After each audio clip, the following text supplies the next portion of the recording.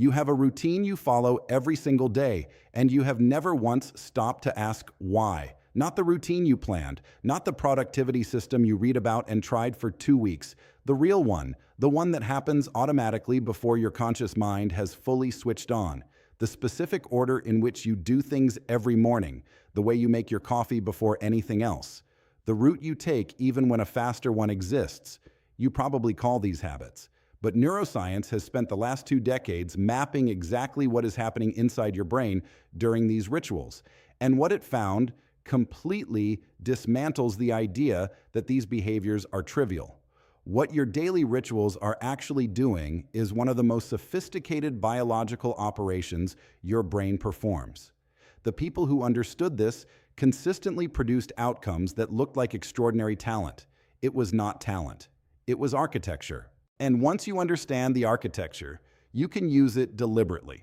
Today we go through the neuroscience of your daily rituals, what they are doing at a biological level, why the brain builds them, what they cost you when they go wrong, and what the most effective minds in history understood about designing them intentionally. The standard explanation for why habits form is efficiency. The brain automates repeated behaviors to save cognitive energy. That is true but incomplete. The brain does not just automate behaviors for efficiency, it automates them to protect something specific, the prefrontal cortex. Your prefrontal cortex is the seat of conscious decision-making, complex reasoning, and long-term planning. It is also the most metabolically expensive real estate in your brain. Running it at full capacity costs significant biological resources, and it fatigues. Your capacity for high-quality conscious decision-making is not a fixed resource. It depletes across the day. Every decision you make, however trivial, draws from the same limited pool. Your brain knows this, and so it does something extraordinarily clever. It takes behaviors you have performed repeatedly in the same context and transfers their execution from the prefrontal cortex to the basal ganglia, an older, faster, less expensive part of the brain that runs automated behavioral sequences without consuming prefrontal resources at all. Once a behavior has been transferred, it runs almost entirely outside conscious awareness, consuming almost none of the cognitive fuel your deliberate thinking requires. This is why the most cognitively productive people in history were almost universally people with extremely rigid daily rituals. Darwin, Beethoven, Kant, Toni Morrison. Read the biographical accounts of any person who produced sustained high-level intellectual work across a lifetime, and you find the same pattern, a daily structure of almost obsessive consistency. Not because these people lacked creativity, because they understood that every decision automated by ritual was a decision that left their prefrontal cortex available for the work that actually required it. Kant was famous in Königsberg for the precision of his daily walk, so reliable that neighbors set their clocks by it. His best thinking happened during that walk precisely because every other element of his day had been automated. The ritual was not separate from the genius. The ritual was what made the genius available. But here is where it gets genuinely interesting. The basal ganglia does not just store behavioral sequences, it stores something more powerful.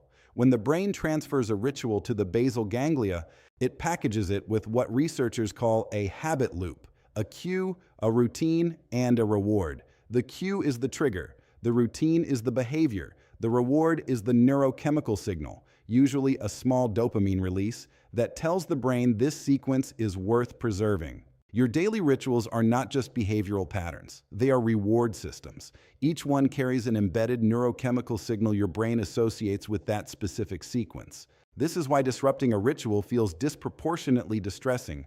The dopamine the habit loop promised has not been delivered.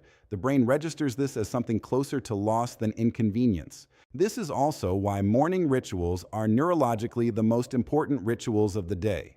The first behavioral sequences after waking set the neurochemical tone for everything that follows.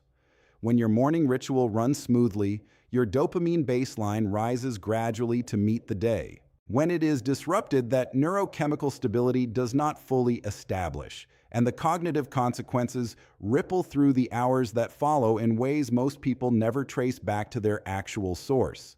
Now here is where it gets uncomfortable.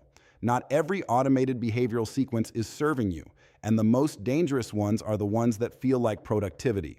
Researchers call them false rituals, behavioral sequences that carry the neurochemical signature of productive activity without delivering any of its actual outcomes. The most common false ritual in the modern world is the checking sequence: phone first thing in the morning, email before real work, social media during transitions. These sequences feel necessary.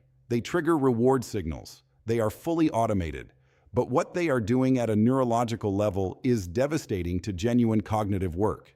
Each checking sequence spikes your dopamine baseline before your prefrontal cortex has fully calibrated for the day. It exposes your brain to external demands before you have established your own cognitive agenda. And because the prefrontal cortex is still coming online in the first hour after waking, the information absorbed during morning checking shapes the cognitive frame through which the entire day is processed. Toni Morrison wrote in the very early morning hours before any external demands could reach her, because she understood that the pre-stimulation state of early morning was neurologically unique. The default mode network was still active from sleep. The prefrontal cortex was available but not yet flooded. Her morning ritual was not a preference. It was a precise exploitation of a neurological window. Every ritual you perform, and whether you designed it or it assembled itself through repetition, is teaching your brain something. It is training your basal ganglia to associate specific cues with specific sequences and specific reward signals. The brain learns exactly what you teach it. If you have taught it that waking up should trigger reaching for your phone, it has learned that lesson completely. The sequence is automatic.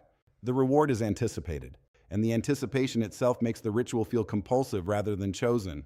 The basal ganglia does not respond to intention.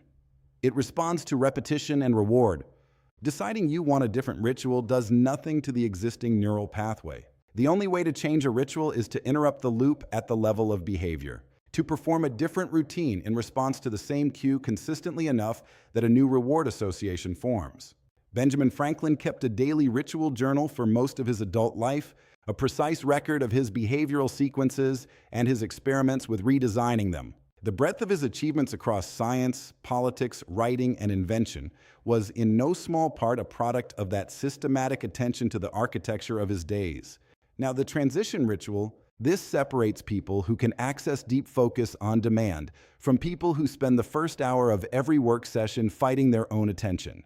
The moment of transition from non-work to work is one of the most costly cognitive moments of the day. The prefrontal cortex must shift from its default wandering state into focused, directed engagement. When the transition is abrupt or undefined, the brain resists. The default mode network does not disengage cleanly. The first 15 minutes of intended work are spent in a partial state that is neither restful nor productive. The people who solved this did not solve it through willpower. They solved it through conditioning. By performing a specific brief ritual, the same action in the same order every time, at the moment of beginning focused work, they created a conditioned cue that primed the neural state associated with focused engagement before the work itself began. Beethoven counted exactly 60 coffee beans every morning, not because the number mattered to the coffee, but because the ritual of counting marked the beginning of his compositional work period.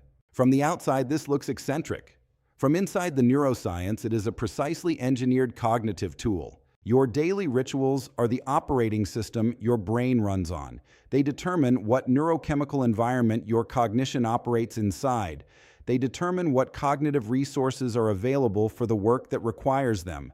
The generation that built the most durable intellectual legacies did not have neuroscience. What they had was a practical understanding that the structure of their days was not separate from the quality of their thinking. The rituals were not the frame around the work. The rituals were the work. You have the map they were drawing by hand. The most powerful thing you can do for your cognitive life is to look honestly at the behavioral sequences you are running every day, to ask what they are teaching your brain, what they are protecting, and what they are costing, and to design them with the intentionality they deserve. Your daily rituals are already shaping your mind. The only question is whether you are shaping them back. The next video goes further into the dark science of your emotional reactions, the automatic responses that fire before you have had a single conscious thought, and what they reveal about the neural architecture your brain built without your permission. Stay curious, stay informed, and pay attention to what you do before you start thinking. That is where the real programming lives.